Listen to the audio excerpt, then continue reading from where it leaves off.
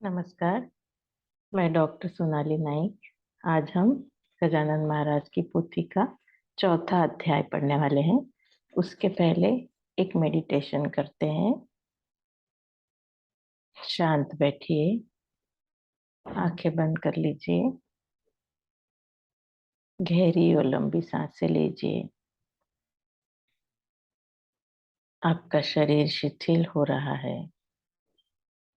आपका ध्यान दोनों भुवों के बीच आज्ञा चक्र पर केंद्रित करें। देखिए कि आप एक बहुत शांत जगह पर बैठे हैं। समंदर का किनारा है। मौजों की मधुर आवाज आपके कानों पर पड़ रही है। शीतल पवन बह रही है। आप बहुत शांत हो, प्रसन्न हो।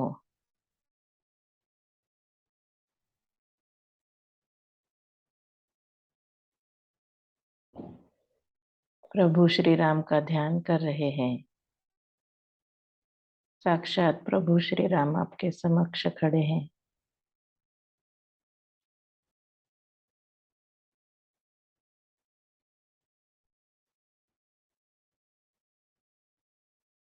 प्रभु को देखकर आप आनंदित होते हो, पुलकित होते हो, नतमस्तक होते हो। प्रभु ने आपको आशीर्वाद दिया है कि आप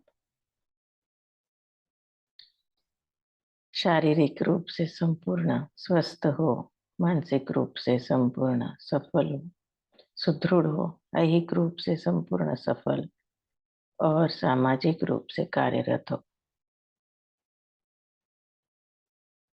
प्रभु के इस आशीर्वाद को पाकर आप आनंदित हो रहे हो, पुलकित हो रहे हो। प्रभु की शक्ति का कवच आपके इर्द गिर्द हमेशा बना रहता है।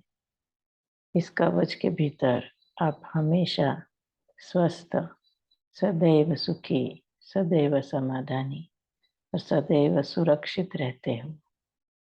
इसी के कारण आपका जीवन विलक्षण आनंद, अभूतपूर्व माधुर्य, अलौकिक उल्लास से भरपूर है। धन्यवाद दीजिए।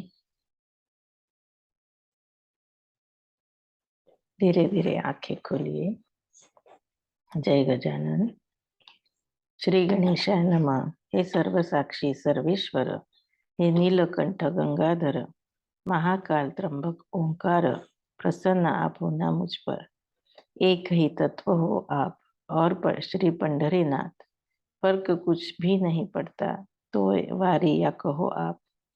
वैसी ही है आपकी स्थिति, पूर्णतया है जगतपति। वैसा वह पुकारे आपको, जैसी उस जिसकी कहती मति। अनन्य भाव से पुकारने पर प्रसन्न होते हो भक्तों पर। माता कठोर न हो न सकती कभी अपने पुत्रों पर।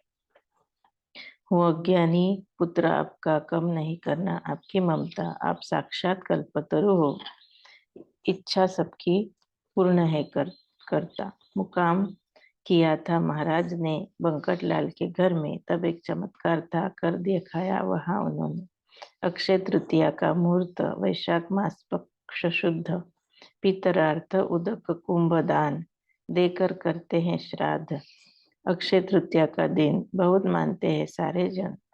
पराड़ प्रांत में इसका महत्व होता है अनन्य। इस दिन प्रकार हुआ जो ध्यान देना सुनने को।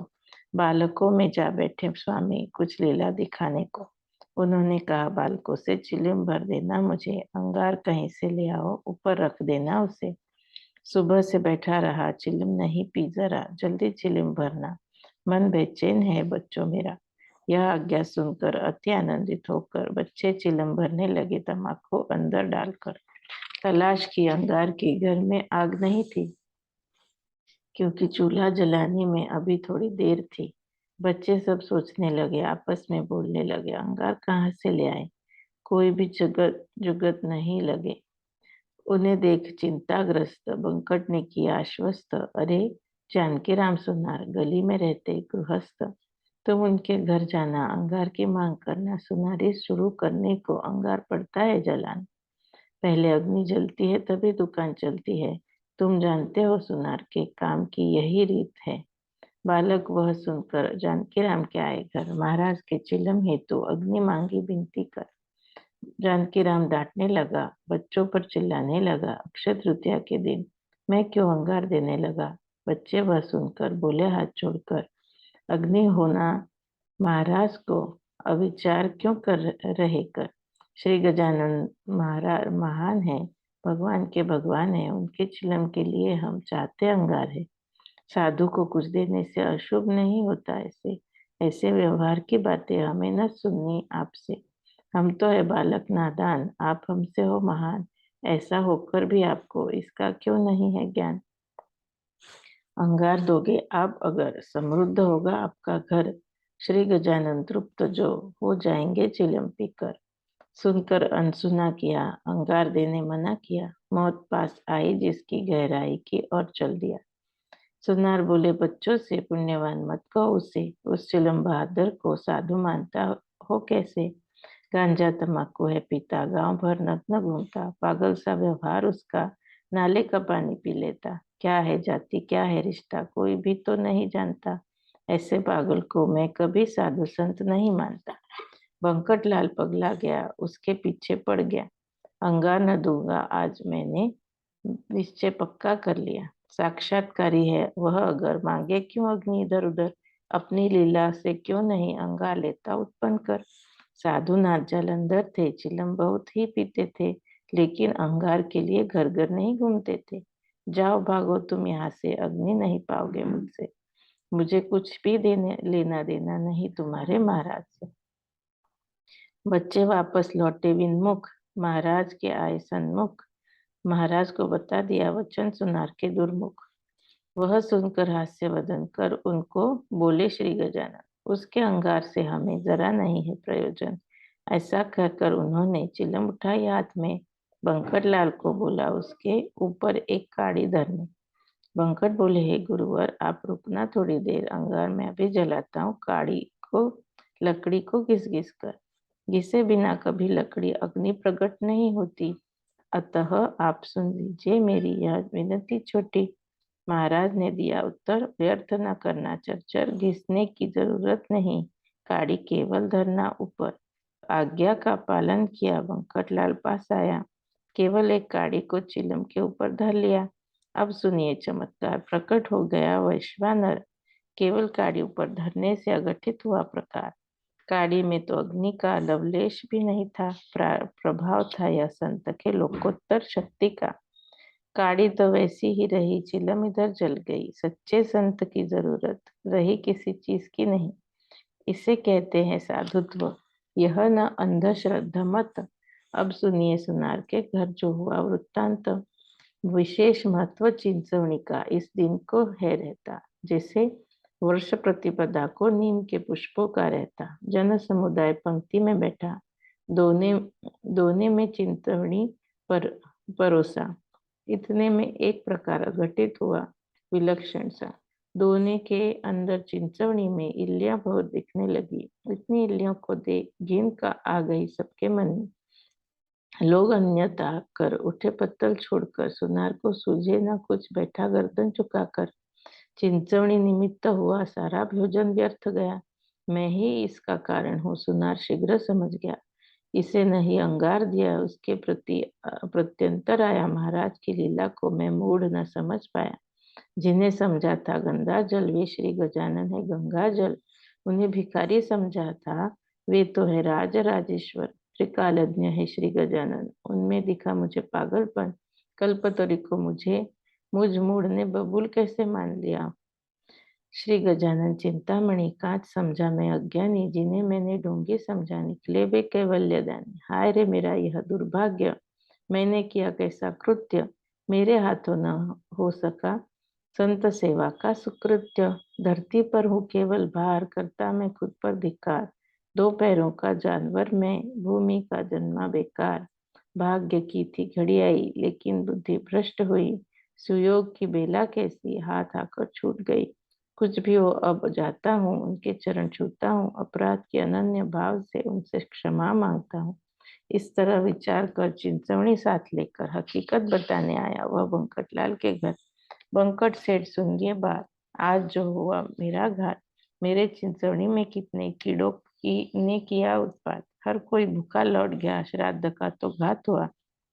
ऐसे सारे प्रकार को तो मैं ही कारणीभूत हुआ। आज सुबह बच्चों को मना किया अग्नि देने को, जो मांग रहे थे चिलम महाराज की जलाने को। उसी का फल मिल गया, चिंचवनी बिगड़ गया। यह सुनकर बंकट उसे समझाने लग गया।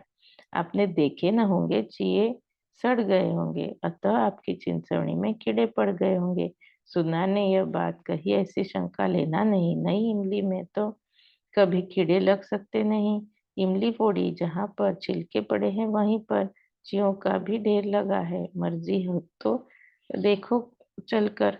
आपको इतनी सी विनती करता हूँ मैं सेठ जी, मुझे महाराज के चरणों पर डाल दीजिए शीघ्र अभी। अनन्य भाव भक्ति से क्षमा मांगूंगा उनसे। महाराज तो सागर हैं दया और प्रेम के। सुना दरा सहमा हुआ समर्थ के पास गया और उनके आगे उसने साष्टांग दंडवत किया। बोला, मुझ पर कृपा करना, मन में करुणा रखना। मैंने जो अपराध किए उन सबको माफ करना। आप महान हो विभूति शेगांव में के पार्वती पति। आज आपने दूर कर दी मेरे मन में जो थी भ्रांति। अग्नि है आपका आशीर्वाद, उसमें कीजिए भस्मसात। मेरे अपराध आज से न करूंगा मूर्खों सी बात। सजा मिली आज जो बहुत है सबक सीखने को। मेरी परीक्षा न लीजिए आप, अनाथों के नाथ जो हो। महाराज बोले, सुनकर झूठ न बोल, रत्ती भर कीड़े न पड़े, मधुर है देख चिंचवनी जरा एक नजर। यह सुनकर सबने देखा जो चिंचवनी में महाराज की लीला से कीड़ा एक न दिखा उसमें। आश्चर्य करे सब इसका, समझे स्वामी की महत्ता। गांव में फैल गया पल में वृत्त इस बात का। जिससे भी जो भी मिलता यही समाचार था, कहता कस्तूरी की सुगंध को कोई रोक नहीं सकता। चंदुमुखी नाम का सज्जन था शेगांव का, उसकी सुनिए कथा। वह था निस्सिम भक्त समर्थ का। श्रोते वह मास था ज्येष्ठ, आसपास बैठे थे भक्त। श्री चरणों पर नजरें जड़ी और दोनों जोड़े दोनों हस्त। कोई आम काट रहा, चीरी हाथ में दे रहा, तो कोई पंखा झलकर उनको हवा कर रहा। कोई मिश्री था बांटता, कोई हार पहनाता, कोई शीत चंदन उनके शरीर को लगाता। महाराज ने कहा, चंदू से चाहिए नहीं मुझे, मटके में रखी दो गुजिया वे ही लानी होंगी तुझे। चंदू बोला नम्र भाव से, गुजिया आएंगी अब कहाँ से? इच्छा हो तो मैं ताजी तल कर ले आता हूँ घर से। महाराज ने किया भाषण, ताजे का न मुझे प्रलोभन, मटके में ही रखी गुजिया खाने को करता मेरा मन। शीघ्र जाओ, देर मत करो, बहानेबाजी भी मत करो। पागल हो तुम, गुरु के आगे असत्य भाषण मत करो। मुखी चंदू को वहां तब कहने लगे भक्त सब, झूठ न होगी संत वाणी, घर पर देख आओ अब। चंदू घर पर आ गया, पत्नी को प्रश्न किया, हे प्रिय, याद करो तो बची है क्या दो गुजिया? तब पत्नी ने दिया उत्तर, हो गया महीने के ऊपर, कहो गुजिया इस समय कैसे मिल सकती अपनी घर में? अक्षय तृतीया के दिन ही मैंने गुजिया बनाई थी, कहाँ बची? वे तो उसी दिन खत्म हो गई थी। चाहो तो मैं नहीं बनाती, समर्थ के लिए तर देती। देर नहीं लगेगी, अभी चूल्हे पर हूँ, कढ़ाई रखती। रुक जाइए थोड़ी देर, सामान घर में है तैयार, कोई भी चीज लाने को जाना न पड़ेगा बाजार। चंदू बोला, फिर उस पर ताजी न चाहते हैं गुरुवर? मटके में जो रखी तूने वे ही दो देना निकाल कर। समर्थ ने जैसे कहा मैंने कथन वैसा किया, याद करो रखी होंगी कहीं पर तुमने ही गुजिया। सुनकर पति के वचन संभ्रमित हुआ उसका मन, कोशिश करने लगी मन में गुजियों का करने शोधन। बहुत ही प्रयत्न किया, अचानक स्मरण हुआ पति से कहना, कहा रुकना जरा, महाराज ने सत्य कहा, दो गुजिया जो बची थी मैंने मटके में रखी थी। सारे महीने भर उसकी उनकी याद ही नहीं रही थी। बीत गया महीना भी, उनने फफूंद लगी होगी, अब तो वे खाने के लायक नहीं रही होगी। कहकर वह शीघ्र उठी, एक एक ढूंढी मटकी, भंडोली की मटकी में दो गुजिया मिली रखी। अंदर जाकर देखा, जो उसे दिखाई दी वो वे दो गुजिया थोड़ी सूखी हुई उसी ने रख दी थी जो फफूंद नहीं लगी थी, गुजिया अच्छी रही थी। संतवाणी असत्य साबित होती नहीं कभी भी। गुजिया अच्छी देखकर हर्ष समाया मन के अंदर। धन्य धन्य साधु समर्थ, धन्य गजानन गुरुवर। शीघ्र लेकर पहुंच गया स्वामी को अर्पण की गुजिया। वह देखकर जन समुदाय आश्चर्यचकित हो गए। सबने कहा, श्री गजानन निश्चय ही है त्रिकालज्ञ, उन्हें पूर्ण ज्ञात रहता है भूत भविष्य वर्तमान। वे दो गुजिया चंद्रू की महाराज ने ग्रहण की, जैसे शबरी की बेर खाए। श्री राम ने भक्ति देख उसकी। अस्तु। श्री गांव के दक्षिण में चिंचोली नामक ग्राम में माधव नामक विप्र था। पहुंचा वृद्धावस्था में, 60 साल के ऊपर था। अंग अंग क्षीण था। यौवनावस्था में अपनी गृहस्थी में ही मग्न था। जग में प्रारब्ध के आगे कहाँ कौन है जा सके। वे ही शब्द सत्य होते ब्रह्मदेव ने जो लिखे। माधव को सब छोड़ गए, कांता पुत्र मर गए। गृहस्थी से वो विरक्त उसके विचार थे हो गए। जो थी चीज वस्तु बनाई, सारी है बेचकर खाई। भविष्य की गति कुछ मेरी समझ में न आई। जैसे वैसे गृहस्थी निभाई, अब यह वह भी खत्म हो गई। एक पल भी दीन बंधु याद आपको नहीं आई। दीन दयाल आपके बिन त्राता मेरा है ही कौन। मेरा अरण्य रुदन आपके सिवाय सुनेगा ही कौन। पश्चाताप किया मन में, शेगाव आया अंत में। हट करके बैठ गया महाराज के द्वार में। अन्न जल त्याग दिया, उपोषण प्रारंभ किया। नारायण नारायण जप में खंड नहीं पड़ने दिया। ऐसा पूरा दिन बीता, लेकिन वह नहीं उठा। महाराज ने कहा, यह अनुचित है सर्वथा।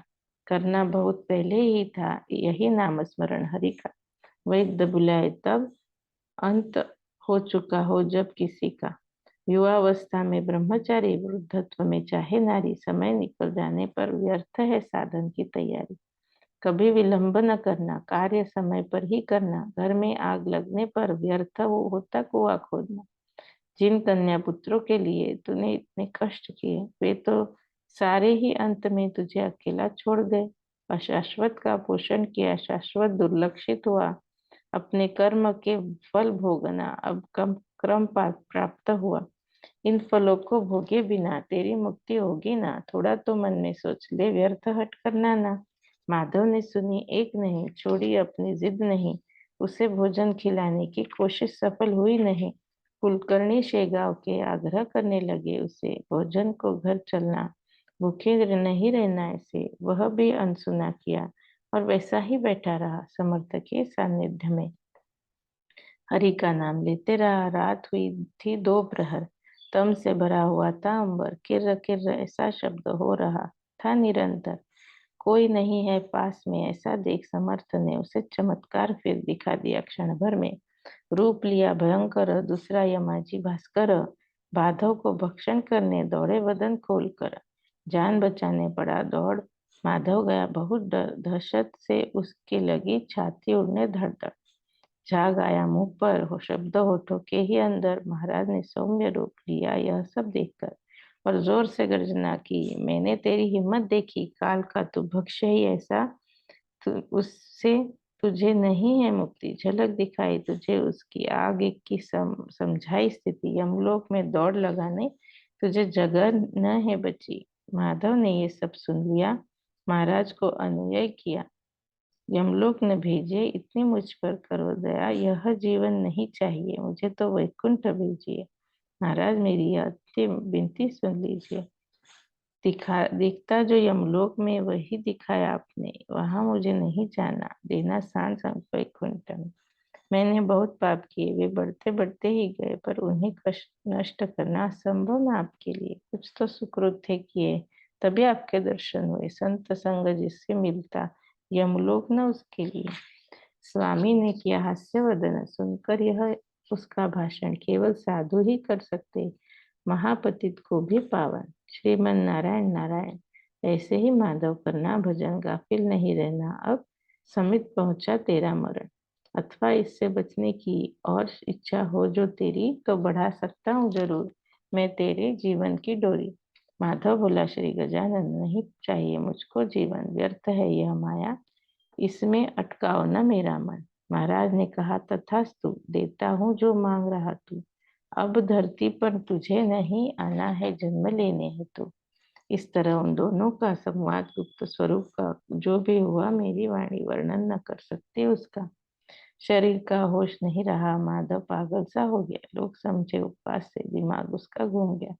करने लगा अजब हरकतें, लोग नाना तर्क करते, तर्क इतने असंख्य असंख्य कि यहाँ वर्णित न हो सकते।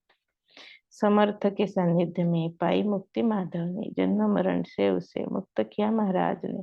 अस्तु। तत्पश्चात कभी महाराज को इच्छा हुई, अपने शिष्य को बुलाकर उनसे मन की बात कही। वैदिक ब्राह्मण बुलाओ, मंत्र जागर करवाओ, वेद श्रवण से प्रसन्न देवताओं को कराओ। पना, पेड़े, मावा, बर्फी, नमकीन, चना दाल भीगी, रुपया रुपया दक्षिणा देना ब्राह्मणों को गणपाठी। यह भाषण सुनकर शिष्य कहने लगे, गुरुवर, अपने से गांव में वैदिक ब्राह्मण न बचे कहीं पर। पूरा हम कर लेंगे खर्चा, फिर भी हल न होगी समस्या। ब्राह्मण कहाँ से लाए हम, उपाय हमें नहीं सूझता। उस पर बोले, करुणाधारी, शुरू कर दो तुम तैयारी। तुम्हारी वसंत पूजा को भेजेंगे ब्राह्मण श्री हरि। सबको मन में खुशी हुई, तैयारी भी पूर्ण हुई। देखते ही देखते राशि 100 रुपयों की जमा हुई। सामान सारा आ गया। चंदन का उपटन बनाया, फिर उसमें केसर और कपूर भी क्या मिलाया। दोपहर का समय को ब्राह्मण पहुंचे शेगांव को। पदक्रम जटा को समग्र ज्ञान प्राप्त था जिनको। ठाठ में वसंत पूजा हुई, मन की प्रसन्नता हुई। क्षण लिए ब्राह्मण मंडले अंदर गांव चल निकल गई। रमानाथ है पूर्ण करते सारे मनोगत, संतों के कार्य की पूर्णता करते बिना किसी व्यवधान के। वेंकटलाल ने व्रत सहर्ष चलाया। हर प्रतिवर्ष उनके वंशज आज भी इस नियम को करते हैं सार्थक। यह दासगण विरचित श्री गजानन विजय ग्रंथ विमल हरि भक्ति का साधक को दिखाए पंथ। शुभम भवतु श्री हरिहरार्पणमस्तु इति श्री गजानन विजय ग्रंथस्य चतुर्थोऽध्याय समाप्त।